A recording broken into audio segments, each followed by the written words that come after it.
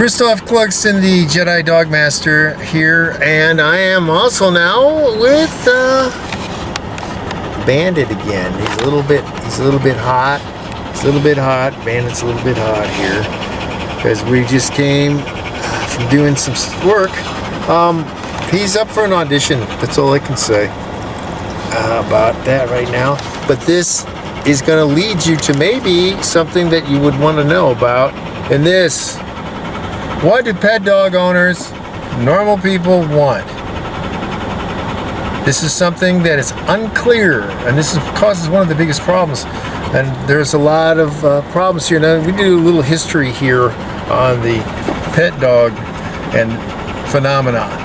And the thing is, yes, people have had pet dogs for an incredibly long period of time, but a lot of people were using dogs for different working capacities. I'm not going to get into all that, but there was a big change that happened in the 1990s. More people started moving back into the urban, suburban areas who wanted pets.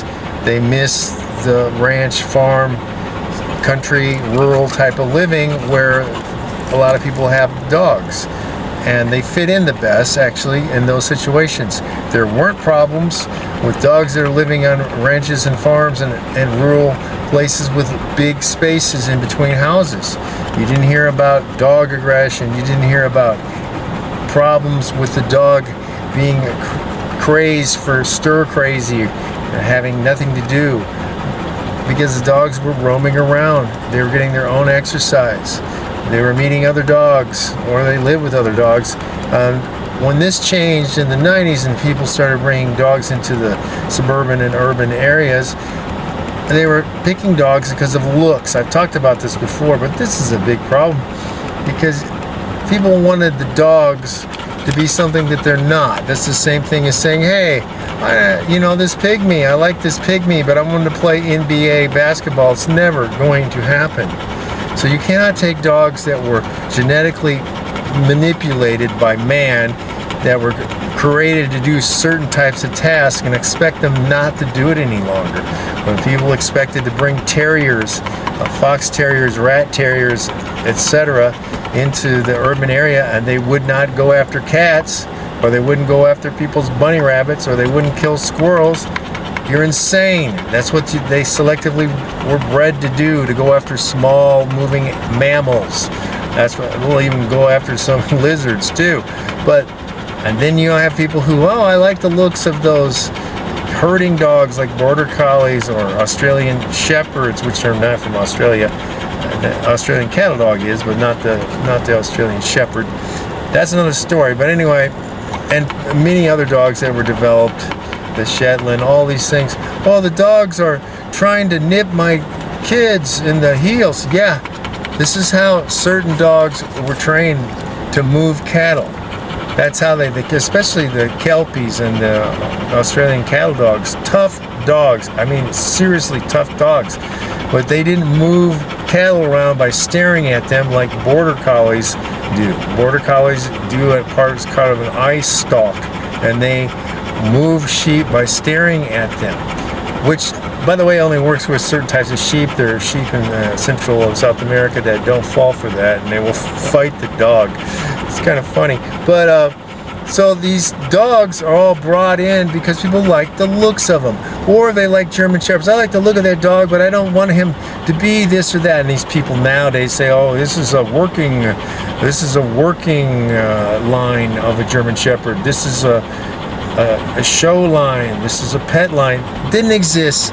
They were always created to do working tasks. And by the way, German Shepherds, called Alsatians for quite a while, were never dogs used for herding. Never. They were not herding dogs, not like Malinois or Dutch Shepherds, etc. They were never used for that. They were created to be a working dog that would be military or police. So Stephanus was trying to create, and he did it. A very responsive dog, easily trained, loyal, tough, and that's what the whole Schutzhund, what people call IGP as a sport, was a breed selection test. Only those dogs that could pass that test of showing courage, tracking, and obedience were allowed to breed. That was kept up in Europe, but not in the United States, where, oh, I don't like the temperament of the dog. The dog is too strong-willed. The same thing happened. Dobermans. Dobermans created to be a guarding dog. One of the very few dogs that was ever, first task was just to be a guardian of a guy who went around collecting taxes and such. That dog was watered down and destroyed in the United States. They've got so many genetic, I love those dogs, they have so many genetic problems that it's unbelievable. They are basically on their way out in the United States. That's a sad story. Malinois are gonna start having problems because they become popular because, oh wow, look at these dogs, they're athletic, they can do all these things, they're highly trainable if you know what you're doing. Yeah, just like a McLaren is a very fast car, a Bugatti, if you know how to drive. If you know how to drive. And this is a pretty good analogy. So this is one of the reasons why I stick with Dutch Shepherds. They're not recognized by some stupid registry as a pure breed. So they're purely performance dogs. They're basically a Malinois, but better looking. So anyway, that's why I stick with Dutch Shepherds over Malinois. And their King and PV lines, which are performance lines. They're not, oh, I like the looks of them, and they were bred because of the looks. This is the problem. This is one of the things that happens. So what do people want? What do pet dog owners want? Do they want a type of look? Do they want tropical fish? Oh, look at how colorful this clownfish is. Or look at this fish. Beta. The Siamese fighting fishes, they're called. Look at those. Red or blue. Oh, I like the way they look. Yeah, but they want to fight each other. You're never going to train that out of them.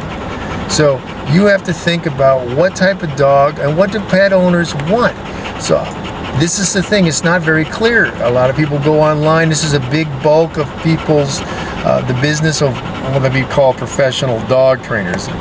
And why I call them little leaguers, because what they're doing, they're teaching sit, down, stay, stand maybe, recall, but their recalls are kind of weak usually.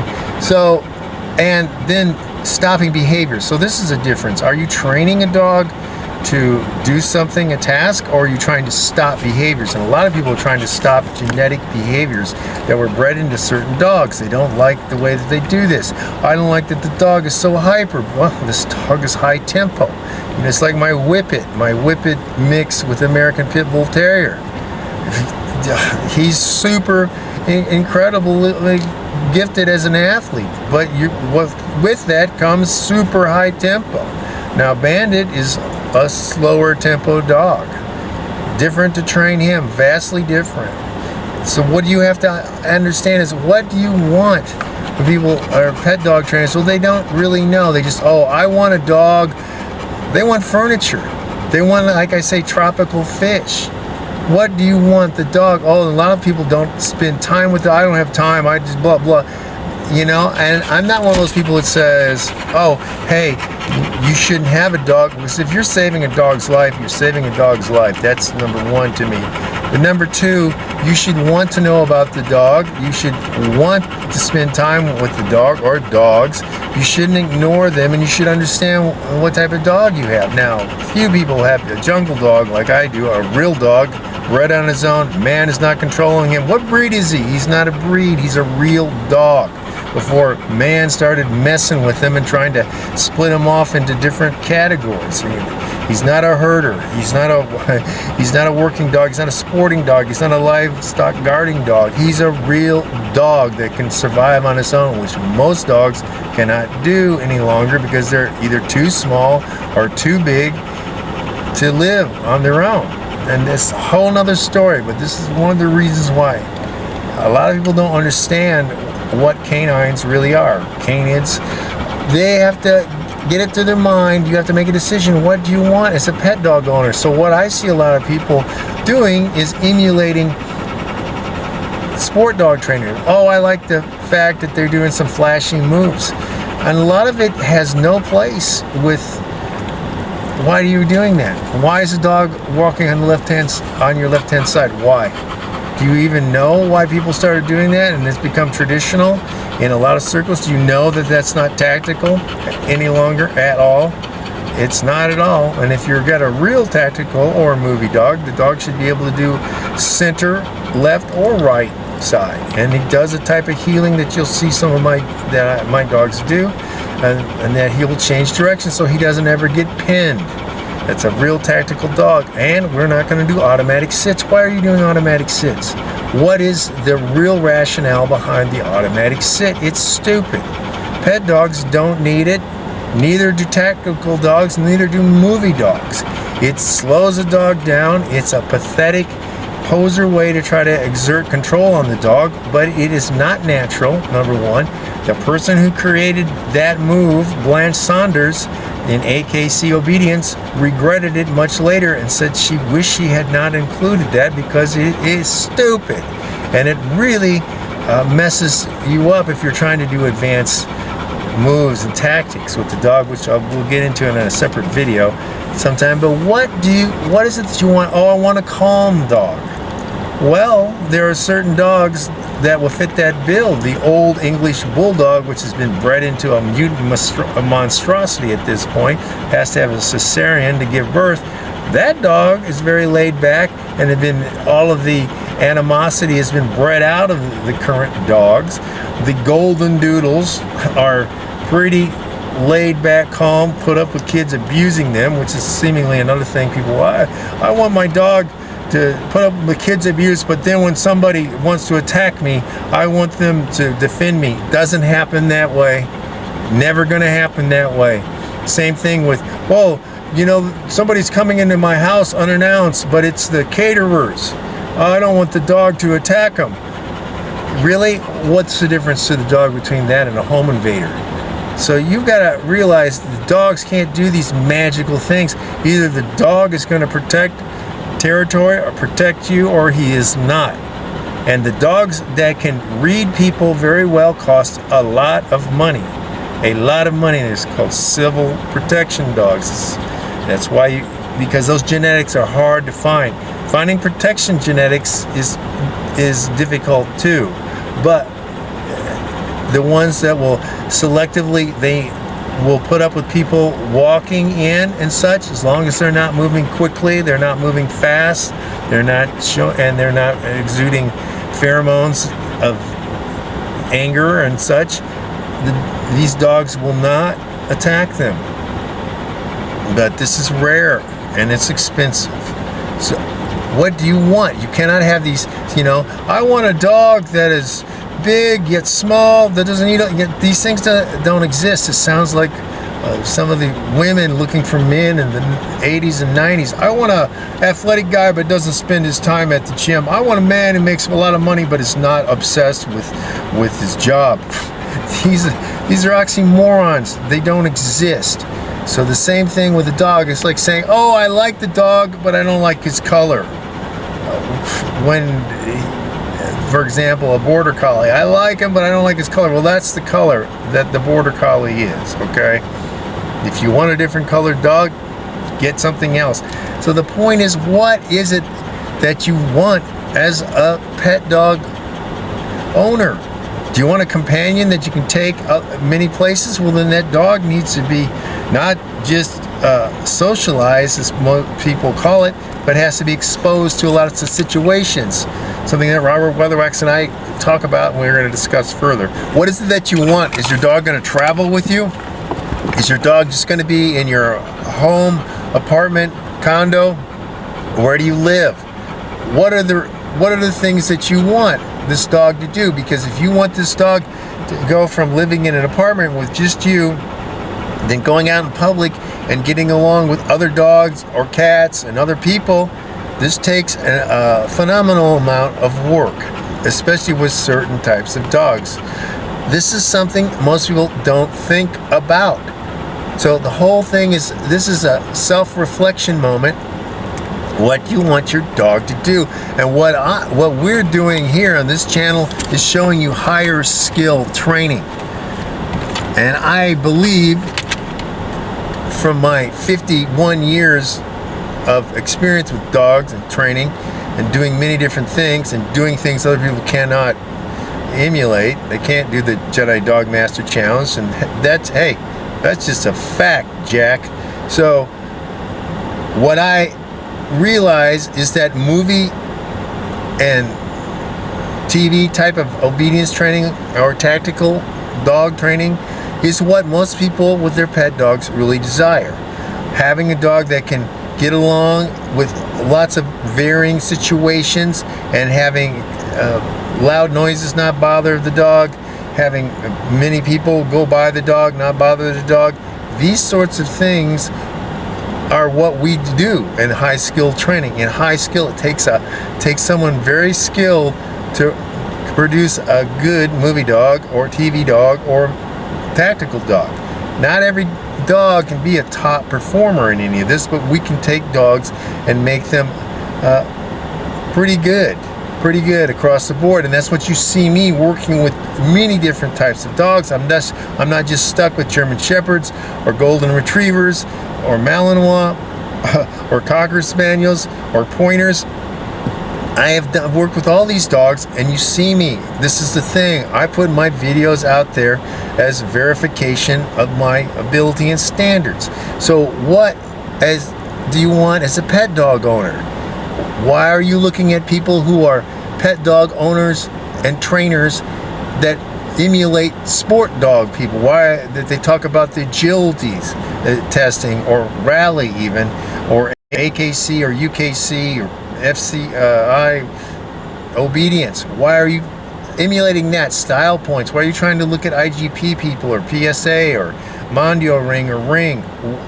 You know, why aren't you emulating field trial pointer dogs, among others? Why? What is that?